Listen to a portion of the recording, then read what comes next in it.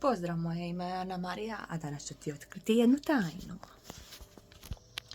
Izlupala si jaja i ostale su ti ljuske. Znaš li što možeš s njima učiniti? Za početak ću staviti peći ovo što sam pripremila. Zatim ću uzeti ljuske od jajeta i odvojiti ovo preostalo bjeljanka što je ostalo u ljuskama.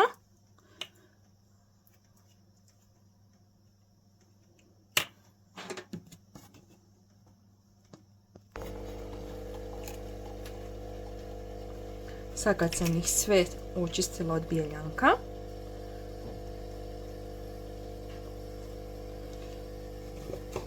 ljuske ću staviti u sjeckalicu, to mi je najbrži način, ljudi moji. A šta ću sa bjeljancima, to ću vam kasnije pokazati. Ove ake ljuske, kad dobijete lijepi bijeli prah, možete iskoristiti za prehranu cvijeća.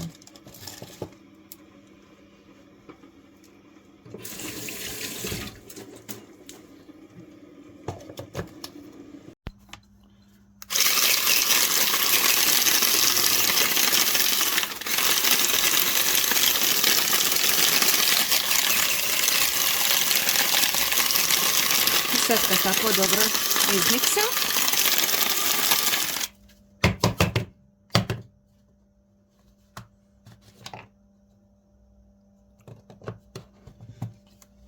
trebala sam prvo pustiti da se osuši, ali ja nisam. Nisam dobro zatvorila, majko mila.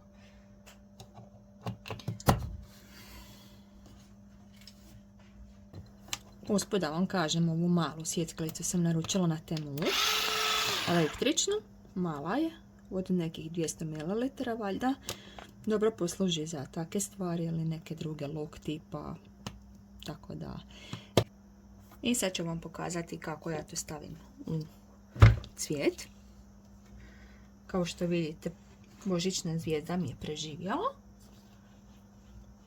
do sada. Malo dodam, prekrijem sa zemljom.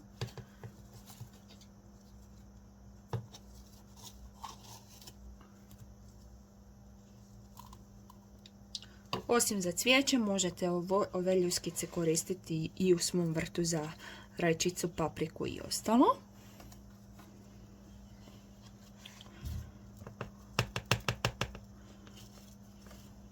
Nisam ih do kraja zato što su bile vlažne ovoga puta, inače osušim ljuske. I sad ostanite do kraja videa pa da vidite što je napravljen sa bjeljankom. A sad što se tiče ovog bjeljanka, sad ću vam pokazati što ja s njim učinim. Ostanite. I sad se vjerojatno pitate, ima tako malo bjeljanka što je ostalo. To je više nego dovoljno iz ljuske iz jajeta. Zatim uzmem ovako kist i nanesem si na lice. Ostavim da se osuši. Bjeljanjak na vašem licu čini prirodni lifting učinak. Znači, zateže i koža poslije bude mekana i glatka. A za više ovakvih savjeta zapratite me, like, share i do sljedećeg slušanja. Vidimo se, čujemo se, ljubi vas vaša Seka iz Osijeka. Pusa, čao, bok!